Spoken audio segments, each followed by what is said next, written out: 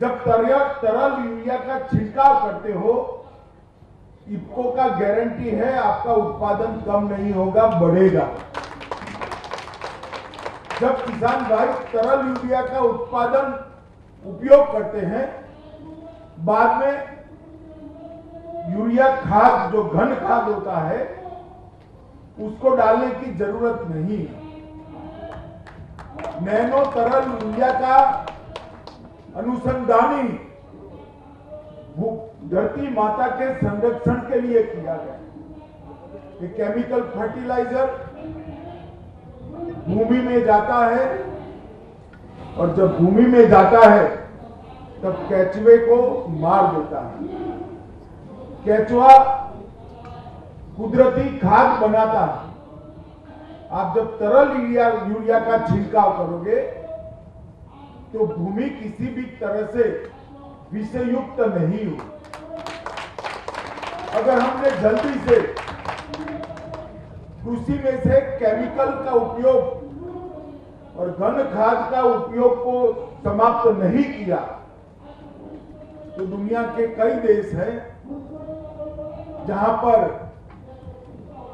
Chemical fertiliser के उपयोग से भूमि पत्थर जैसी, सीमेंट जैसी हो गई। इसकी उत्पादकता 10% से कम हो गई। आज पूरी दुनिया में सबसे पहले इफ्को ने नैनो यूरिया बनाया। ये भारत के लिए तो गौरव की बात है ही, परंतु पूरे सहकारिता क्षेत्र के लिए भी गौरव की बात है कि किसानों की सहकारिता से बनी इफ्को ने दुनिया का सबसे पहला नैनो यूरिया इजाद भी किया, बनाया भी और अब डीएपी की ओर भी आगे बढ़ रहे हैं। इस बजट में हमारे प्रधानमंत्री नरेंद्र मोदी जी ने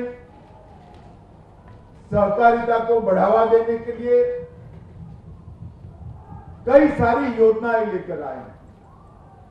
उत्पादन के क्षेत्र में सहकारिता पर 26% इनकम टैक्स लगता था, उसको कम कर अब 15% पर ले आने का काम नरेंद्र मोदी जी।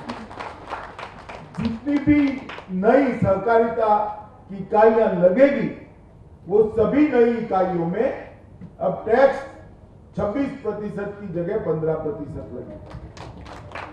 इसके साथ साथ सहकारिता मंत्रालय बनने के बाद हमने पूरे भारत के सहकारिता के डेटा बैंक को बनाने का काम किया है। अब एक चिन्हित हो गया है कि कौन सी पंचायत के अंदर पैक्स नहीं है, कौन सी पंचायत के अंदर डेयरी नहीं है, कौन सी पंचायत जहां संभावना होने के बावजूद मछुआरा कोऑपरेटिव सोसाइटी नहीं है।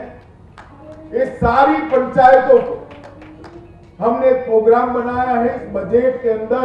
इसके लिए बहुत बड़ी राशि भी उपलब्ध कराई गई है, जिससे इस देश में 5 साल में 2 लाख मल्टी डायमेंशनल पैक्स का रजिस्ट्रेशन होगा, जो अपने आप में कृषि धिराण का भी काम करेगी, दुग्ध की सहकारिता भी चलाएगी और मछली पालन की सहकारिता भी चलाएगी। तो 5 साल के बाद इस देश में कोई पंचायत ऐसी नहीं होगी जहां पर प्राथमिक एग्रीकल्चर सोसाइटी नहीं होगी, पैक्स की। ये बहुत बड़ा निर्णय है और इसके साथ साथ हमारे देश के अनुकूल न हो ऐसी भंडारण प्रक्रिया सालों से चली। बड़े बड़े गोडाउन बना दिए, राज्य में 1 या 2 जगह पे गोडाउन है।